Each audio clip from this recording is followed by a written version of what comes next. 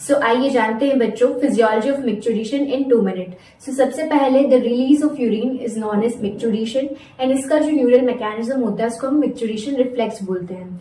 सो हमको पता है कि नेफ्रॉन जो होती है उसके अंदर यूरिन प्रोड्यूस होती है, then via ureter urinary bladder के अंदर जो है वो यूरिन को स्टोर किया जाता है।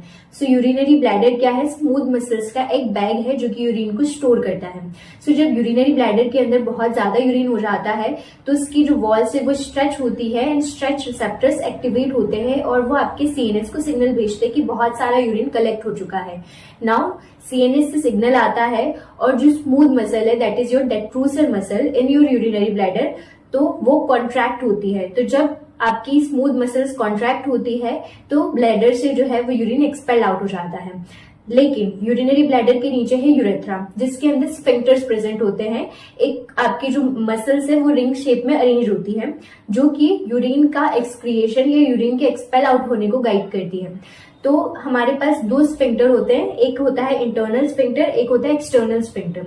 जो इंटरनल स्फिंक्टर होता है वो स्मूथ मसल्स का बना हुआ होता है जो कि हमारे कंट्रोल में नहीं है, वो इनवॉलेंट्री होती है। तो सीएनएस से सिग्नल आता है इंटरनल यूरेथ्रल स्फिंक्टर को एंड वो रिलैक्स हो जाता है। लेकिन हम ऐसा तो नहीं है कि कभी भी कहीं भी सुसु कर देते हैं, ठीक है। सुसु आ रही होती है तब भी हम कंट्रोल करते हैं एंड प्रॉपर जब करना होता है तभी सुसु करते हैं।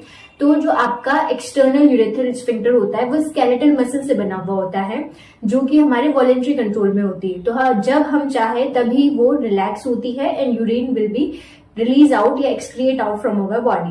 लेकिन बच्चों में ऐसा नहीं होता है, बच्चे कहीं भी सुसु कर देते हैं। क्यों? क्योंकि उनके अंदर ये जो एक्सटर्नल यूरेथ्रल स्फिंक्टर है वो अभी भी डेवलपिंग स्टेज में होता है, जो कि जब वो ग्रो अप हो जाते हैं तब वो पूरी तरीके से डेवलप हो जाता है। इसके अलावा हम 1 to 1.5 litre urine per day release करते हैं या एक्सक्रिएट करते हैं, जिसके अंदर हम 25 to 30 gram urea excrete out करते हैं। यूरिन जो होता है वो एसिडिक पीएच का होता है दैट इज 6 एंड ये एक light yellow watery colour liquid होता है और इसकी कैरेक्टरिस्टिक ऑर्डर होती है। सो यूरिन का एग्जामिनेशन भी होता है जिसके अंदर अगर जैसे कि ग्लाइकोसूरिया के अंदर जैसे ग्लूकोज प्रेजेंट है या कीटोन बॉडीज प्रेजेंट है यूरिन के अंदर तो डायबिटीज मेलाइटिस को बताती है। सो यूरिन के एग्जामिनेशन से आपको बहुत सारी क्लिनिकल कंडीशंस पता चलती है।